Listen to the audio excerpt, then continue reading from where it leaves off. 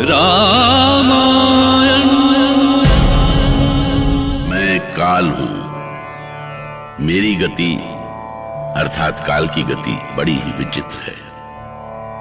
कभी कभी तो मैं स्वयं भी नहीं समझ पाता कि मैं परिस्थितियों को लेकर कहां, कब और कैसे जाऊंगा। देवी अहिल्या के साथ जो कुछ भी हुआ वो अपनी तरह की पहली घटना थी। सत्य तो यह है कि देवी अहिल्या को ऋषि गौतम ने समाज से बाहर कर दिया था। उनका सामाजिक जीवन समाप्त हो गया। श्री राम ने उन्हें समाज में स्थापित कर उन्हें नया जीवन दिया, उन्हें उनका सम्मान वापस दिलाया। महर्षि विश्वामित्र को मेरा प्रणाम स्वीकार हो। आपकी बहुत कृपा है कि आप इस मार्ग से आए। यदि आप इस मार्ग ना आए होते तो प्रभु श्री राम की कृपा दृष्टि मुझ पर कैसे पड़ती। मैं तो आपकी इस उपकार को जीवन भर नहीं भूलूंगी। राम, मुझे तुम पर गर्व है कि तुमने देवी अहिल्या को शाप मुक्त कर उन्हें नया जीवन दिया। मैंने तो बस गुरु माँ अहिल्या की इच्छा पूरी की। वो जो भी कह रही हैं, वो माँ का स्नेह है। लक्ष्मण, ये आश्रम के बाहर शोर कैसा? गुरुदेव, वनवासियों में गुरु माता अहिल्या के उद्धार का समाचार आग की तरह फैल गया है। सभी आश्रम के बाहर इकट्ठा हो रहे हैं। वो गुरु माता और भैया श्री राम का दर्शन करना चाहते हैं। हमें माता अहिल्या के दर्शन करने हैं। कहाँ है श्री राम? हमें उनके दर्शन करने हैं। हमें दर्शन दो श्री राम। अयोध्या नंदन श्री राम की, माता अहिल्या की, महर्षि विश्वामित्र की।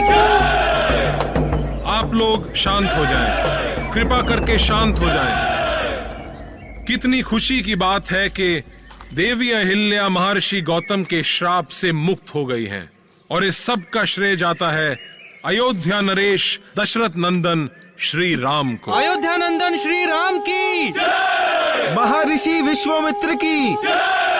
महर्षि, हमें श्री राम के दर्शन करने हैं। हाँ, श्री राम के साथ हमें माता अहिल्या के भी दर्शन करने हैं। अवश्य। लीजिए, आपके सामने श्री राम और देवी अहिल्या दोनों हैं।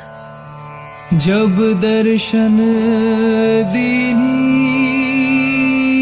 श्री राम,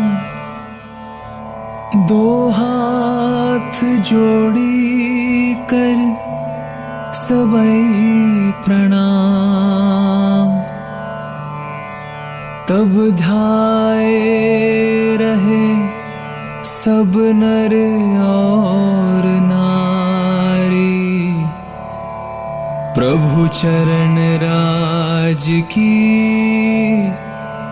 आस हमारी। राम को अपनी आंखों के सामने पाकर खुशी से वनवासियों की आंखें छलक आई।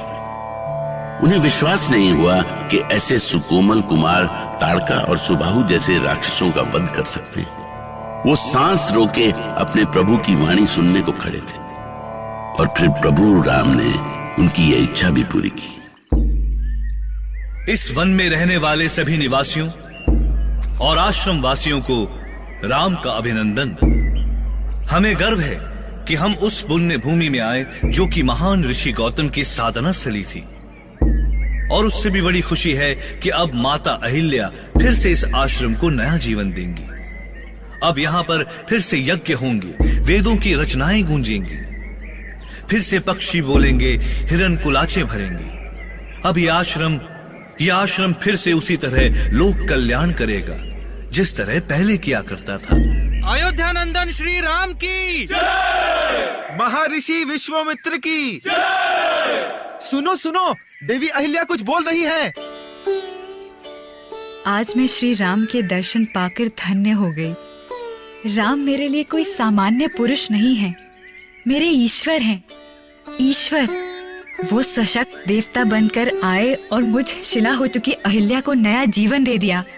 आज मैं धन्य हो गई श्री राम। धन्य कियो मोहे दियो, दीन्हो नव जीवन। निर्जन में चरण धरियो, तार दियो ये जीवन। जैसा कि मेरे प्रभु श्री राम ने अभी कहा, यह आश्रम फिर से अपनी गरिमा को प्राप्त करेगा और इसके लिए मुझे आप सभी का सहयोग चाहिए। गुरु माता, आप जैसा कहेंगी वैसा ही होगा। हम सभी इस आश्रम को फिर उसी तरह जीवित करेंगे। हम इस आश्रम की गरिमा की रक्षा करेंगे। और इस तरह राम ने केवल अहिल्या को ही नहीं, उस आश्रम को भी जीवंत किया। वहां के निवासियों में जीवन के प्रति फिर से आशा का संचार हुआ। कुछ ही दिनों में आश्रम पेड़ पौधों, मोर और हिरणों से भर गया। उस स्थान का कायाकल्प करके राम और लक्ष्मण गुरु विश्वामित्र के साथ आगे जनकपुरी की ओर बढ़े। और देखिए कैसा संयोग था कि आगे रास्ते में पतित पावनी मां मंदाकिनी गंगा उनकी प्रतीक्षा कर रही थी। ओम गंगा देवाय नमः। ओम गंगा देवाय नमः। गुरुदेव, इतनी विशाल और स्वच्छ ये कौन सी नदी है? जाने क्यों इसे देखते ही मन को असीम शांति मिल रही है। हाँ गुरुदेव, इस जल के बहाव को देखकर ही लगता है कि जैसे जन्मों जन्मों की प्यास बुझ गई हो। वत्स राम और लक्ष्मण, तुम दोनों ने सत्य कहा। ये नदी कोई सामान्य नदी नहीं है, ये पतित पावनी गंगा है। क्या ये सत्य है गुरुदेव कि मैं पतित पावनी गंगा के दर्शन कर रहा हूँ? हाँ राम, हम गंगा के ही दर्शन कर रहे हैं। गंगा के दर्शन मात्र से ही मुक्ति मिल जाती है। गंगे तव दर्शनात् मुक्ति। प्रभु राम मां गंगा के दर्शन करते थकते ही न थे। उनका गंगा के लिए ऐसा निर्मल प्रेम देखकर गुरु ने गंगा अवतरण की कथा सुनानी शुरू की। रामायण